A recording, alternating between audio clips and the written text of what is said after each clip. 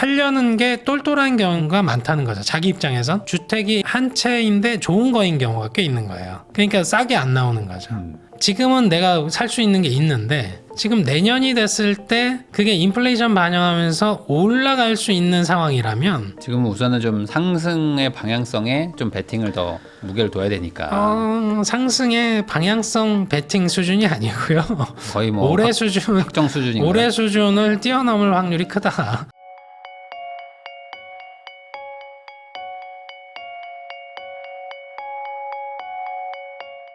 윤지혜 랩장님하고 이야기 나누고 있는데요. 아까 잠깐 뭐 얘기를 해주셨지만 이제 세금이나 뭐 대출 이런 걸 통해서 좀 그 정부가 인위적으로 가격을 좀 누를 수도 있다. 그러면 예를 들어 뭐 내년 같은 경우에는 뭐 지금 종부세를 뭐 세율은 뭐 동결시키긴 했지만 어쨌든 시세가 올라가지고 종부세 한 150% 나올 것이다. 뭐 이런 얘기 나오고 있는데 보유세를 뭐 올린다든지 뭐 그렇게 해서 소위 말하는 이제 너 어차피 올라봐야 뭐 세금 내면 남는 것도 없어. 이 구조로 만들 수도 있잖아요. 그렇게 해서 뭔가 매물을 좀 끌어낼 수도 있지 않을까요? 그렇죠. 그래서 이제 보유세를 강화하는 그 논조에는 저도 찬성합니다. 네. 계속 늘려서 굳이 능력치, 그러니까 유동성, 현금성 자산이 없는데 이 세금을 부담하면서까지 내가 여기서 살아야 돼라는 의문점이 들 정도까지 보유세는 올려야 된다고 봅니다. 네. 올리면서 퇴로는 열어줘야죠. 그래서 양도세와 취득세와 관련된 부분들은 확실히 밸런스를 맞춰야 된다고 보는 입장입니다. 네. 보유세를 강화하고 가액 기준으로 전환하고 비싼 집 하나를 가지고 있어도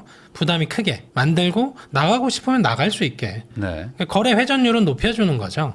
회전율이 잘 되는 중에서 보유세가 부담이면 팔고 나가라 정도의 길은 열어줘야 된다는 겁니다. 네. 그러면 기존 주택 쪽에서 매물들이 나올 수 있는 거고, 그리고 이제 좀 과거에 이제 문재인 정부는 다주택자 너네 때문이야 이런 게 있었다면 사실은 논조상에서 다주택자 비중이라는 건 그렇게 극명하게 드라마틱하게 변하지 않습니다. 오히려 1주택자가 그 시장의 매물들의 키를 쥐고 있거든요. 그럼 핵심지 쪽에 비싼 집을 하나를 가지고 있어도 이게 부담일 수 있는 수준까지 올라가면 보유세가 그러면 매물로 나옵니다. 그러면 이걸 부담할 수 있는 사람들이 들어가는 거고요. 거기서 이제 이 부분들 자금이 되신 분들은 조금 외곽지, 좀 덜 불편한 쪽으로 이동할 수 있죠. 현업에 종사하시는 그 왕성한 활동을 하시는 분들이 그 안에서 움직이면 되는 거고요. 이게 이제 선순환되도록 만드는 구조는 세금에 있고요.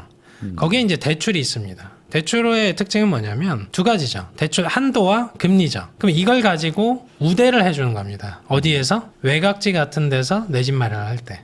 네. 대출 한도에서 우대를 해주거나 혹은 금리에서 우대를 해주는 겁니다. 그러면 저쪽 지역에 갔을 때는 상대적으로 뭔가 교통비며 이런 부분들이 생길 수는 있으나 좀 덜 불편한 지역, 완전히 이제 불편한 지역 말고 덜 불편한 지역에 가서 대출 한도와 금리적인 우대들 혹은 세금적인 우대까지 받는다면 사실은 그쪽으로 갈 수 있는 분들도 상당하다고 보거든요.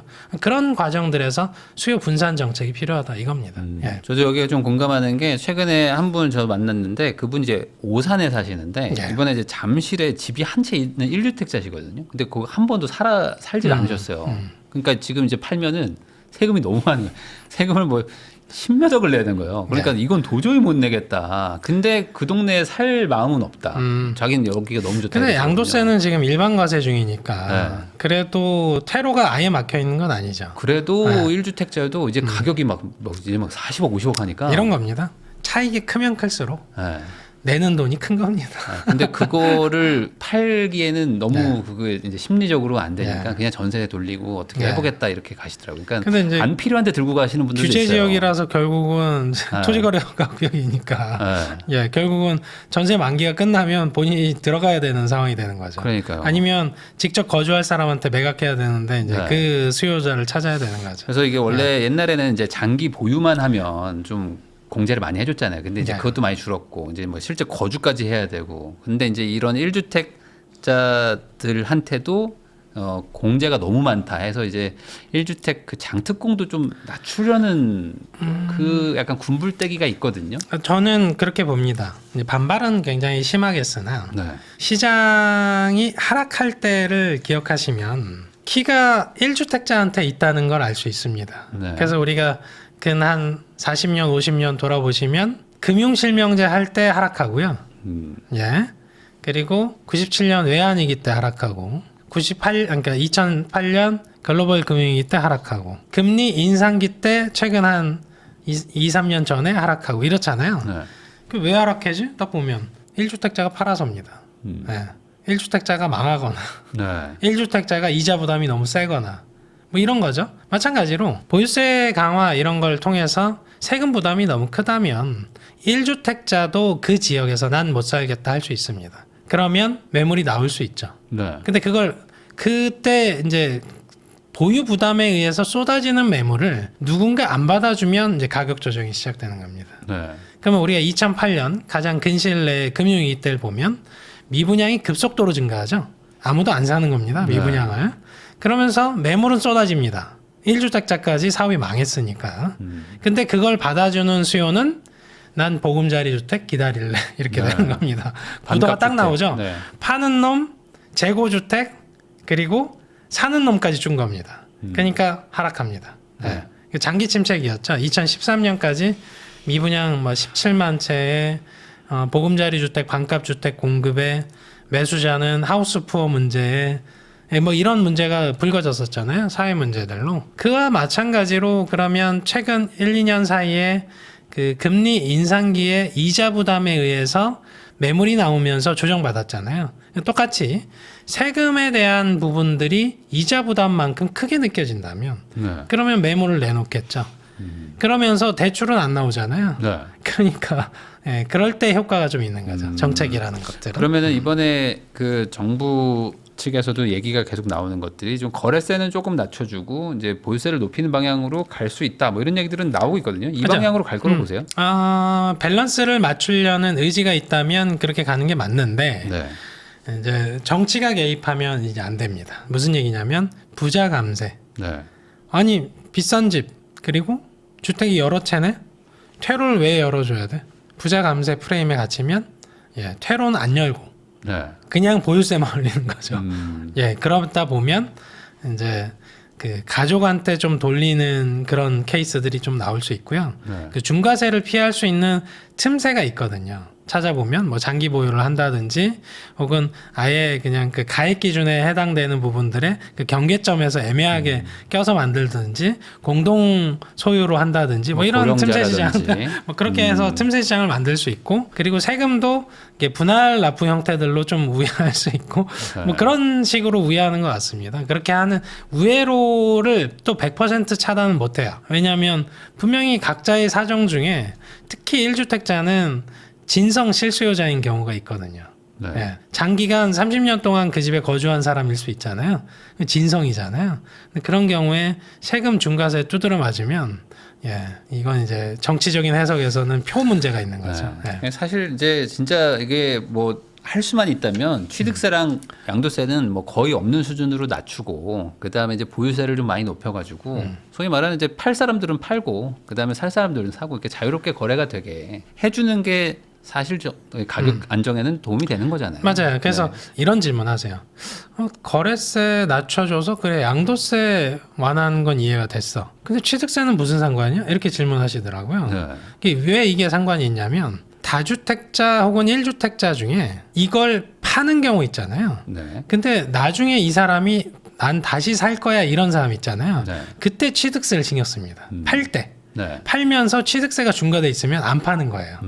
다시 못 들어오니까. 그렇죠. 입구와 퇴로를 그래서 동시에 여는 게 굉장히 중요합니다. 그리고 또 파는 분들은 또 갈아타기 수요도 있기 때문에 맞아요. 딴 데 가서 살려면 또 취득세가 높으면 안 가잖아요. 그러니까 우리가 일시적 2주택자를 우대하는 이유들 세제적으로 좀 우대하잖아요. 그 우대하는 이유는 그건 실수요로 보기 때문에 그렇습니다. 네. 팔고 저기 가서 다시 사고 결국은 1주택자죠. 일시적 2주택자는 1주택자죠. 엄밀히 따지면 그런 관점에서 보시는 겁니다. 그러면은 지금 원래라면은 원래 한 12월쯤에 세금 대책 하나 나올 것처럼 얘기들이 좀 있었거든요. 네. 근데 아직까지는 좀 조용하긴 한데 맞아요. 딜레마일 거예요. 네, 세금 대책이 나와서 그걸로 뭐 내년 이제 6월 1일 종부세 부과 기준일 전에 좀 급매 나올 가능성 이런 건 좀 없을까요? 세금을 지금 지방선거 앞두고 건드릴 수 있을지 조금 의문인 상황으로 가고 있어요. 그러다 보니까 우리가 공시가격 현실화율도 지금 못 건드리고 있고 네. 그리고 공정시장가액 비율도 못 건드리고 있고 공시가격에 대한 부분들만 좀 반영을 하면서 늘어나는 건데, 급매물이라고 하면 결국은 시세보다 저렴한 형태들로 내놓는 걸 얘기하는 건데, 네. 근데 우리가 이제 급매물로 내놓을 수 있는 조건이 주택이 여러 채인 경우를 얘기하거든요. 왜냐하면 나 여러 채니까 하나는 급매물로 내놓을 거야. 근데 핵심은 대부분이 지금 2017년부터 2025년 이행되는 동안 한 채로 다 수렴을 해놨다는 거예요. 네. 그럼 팔려는 게 똘똘한 경우인 경우가 많다는 거죠. 자기 입장에선. 그리고 자기가 가지고 있는 자산 중에서 주택이 한 채인데 좋은 거인 경우가 꽤 있는 거예요. 그러니까 싸게 안 나오는 거죠.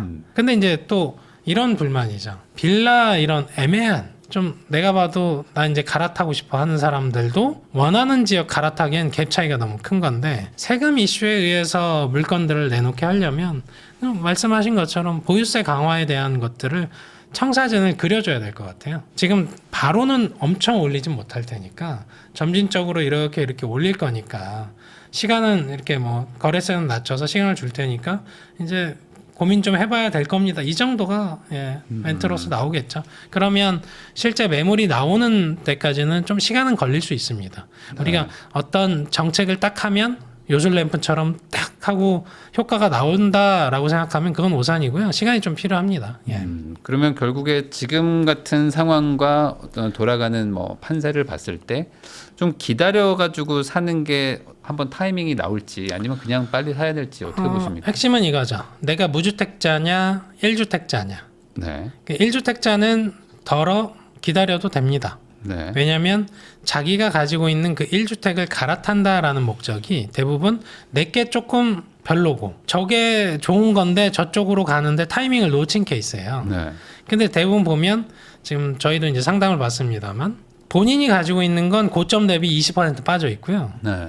갈아타려는 쪽은 신고가인 경우가 꽤 있어요. 거기가 더 좋으니까. 그렇죠. 그래서 저쪽이 계속 오를 것 같으니까 이걸 판다. 뭐 이런 관점인데, 이 경우는 한 1, 2년 더 기다려도 됩니다. 왜냐하면 이 20% 못 오른 이 자산이 나중에 보면 고점은 회복할 경우들이 꽤 있다는 거예요. 그러니까 기다리다가 열받아서 파는 케이스가 이런 겁니다. 네. 네. 결국 못 참고 그래서 저기 가서 신고가를 잡는 거죠. 그리고 이제 불안감에 시달리는 겁니다. 네. 예, 그런 이슈가 있으니까 갈아탈 때 자기 자산이 너무 재평가를 못 받고 있다 생각이 들면 뭐 좀 기다리는 것은 방법이고, 근데 이제 무주택자 관점입니다. 제가 앞서 이제 세 가지 절벽에 처할 거다 이렇게 설명을 드렸잖아요. 예, 공급 절벽, 예, 대출 절벽, 네. 매물 절벽입니다. 이 절벽 위에서 살아남을 수 있는 사람은 내가 소득 활동을 통해서 충분히 모을 수 있는 사람은 기다려도 되죠. 네. 그리고 인플레이션에 의해서 2%, 3% 오르는 걸 내가 연봉 상승률로 그걸 뛰어넘을 수 있는 사람, 혹은 내가 대출상에서 계속 유리할 거라고 인지되는 사람, 이런 분들은 기다려도 됩니다. 네. 혹은 이거는 뭐 케바케인데, 내가 이 가지고 있는 시드를 운용해서 몇 년 내로 두세 배로 불릴 수 있는 자신감, 네, 근거 없는 자신감, 그런 걸 통해서 할 수 있다라는 확신이 드는 분, 그런 분들은 기다려라. 근데 이제 애매하게 자금이 있긴 있어. 저걸 살 수도 있어. 그리고 그 내 소득 그리고 내 한도를 총합하면 지금은 내가 살 수 있는 게 있는데, 지금 내년이 됐을 때 그게 인플레이션 반영하면서 올라갈 수 있는 상황이라면 아까 설명드린 그 세 가지 절벽을 과연 헤쳐나갈 수 있다라고 생각을 못한다면 사야 되는 게 정상이라는 겁니다. 지금 우선은 좀 상승의 방향성에 좀 베팅을 더 무게를 둬야 되니까. 상승의 방향성 베팅 수준이 아니고요. 거의 뭐 올해 수준, 확정 수준인가요? 올해 수준을 뛰어넘을 확률이 크다. 예, 이렇게 봅니다. 이런 상황에서 예. 굳이 뭐 무주택인데 일부러 안 사는, 그러니까 돈이 있는데도 안 사는. 그러니까 이거는 그래서 좋은 그 선택은 퍼센트지, 오를 것 같은 그 퍼센트지를 내가 뛰어넘을 자신이 있다. 어떤 방법에 의해서건, 네. 몸테크에 의해서건, 저축에 의해서건, 투자에 의해서건 방법이 있다라는 분들은 기다려도 된다. 삼성전자 20만 원 간다. 뭐 이거 믿고 이제 삼성전자에 올인하는 분도 있으니까. 근데 이제 이렇게 생각하세요. 대부분 우리가 얘기하는 중산층 이하 서민은 네. 그게 안 돼서 중산층 이하 서민인 겁니다. 예. 그러니까 정확하게 사야 될 때 제대로 행동을 안 하고 그 다음에 기다리면 괜찮아질 거야 하는 그 관점은 인플레이션이 없는 시기에선 유효합니다. 근데 공사비가 급증하고 사실은 인테리어 비용이 두세 배 오르고 네. 그리고 이사 비용도 두세 배 오르고 중개 보수도 계속 높아지는 이런 구도에서 그걸 바라는 것들은 요행이죠. 네. 그러니까 이런 것들 좀 반영을 해야 된다. 거기에 심지어 뭐 거시경제 성장률도 올해보다 낮다. 내년에 뭐 1.8%도 네, 얘기 뭐 나오더라고요. 그런 얘기들 나오니까 심지어 코스피는 뭐 오늘 기준으로 보면 또 갑자기 또 뜨거워지는. 네. 그러니까 결국에 시장에 돈도 많아지고 돈도 풀리고 누군가는 또 부자가 되니까 잘 타이밍을 고려해 보시라. 저 이런 얘기 하고 싶어요. 여러분들이 아시는 것보다 주변에 부자가 생각보다 많습니다. 네. 근데 그걸 어디서 증명할 수 있냐면요. 데이터로 완벽하게 증명할 수 있습니다. 뭐냐면 자 청약을 하는 1순위자는 무주택자일까요? 아닐까요? 무주택이겠죠. 예, 무주택입니다. 근데 최근에 우리가 강남에서 목도했잖아요. 네. 예, 현금만 15억, 20억 가까이 필요한데 몇만 명 몰렸죠? 10만 명 몰렸습니다. 네. 6만에서 그러니까 두 개 단지라서 6만에서 한 10만 명 몰렸는데 그럼 이분들은 진성 실수요자면서 자금력 있는 실수요인 거예요. 네. 근데 이게 10억 원이 되면 곱하기 2 해야 돼요. 대기 수요를. 그럼 20만 명 이상이 그 정도 자금을 동원할 수 있다. 이렇게 인지하시면 됩니다. 이거보다 더 정확한 대기 수요 증명 방법은 없어요. 청약 수요가 진성 실수요자니까. 무주택이기 때문에 당첨 가능성이 있어서 당해 지역에서 청약하는 겁니다. 특히 규제 지역에서. 예.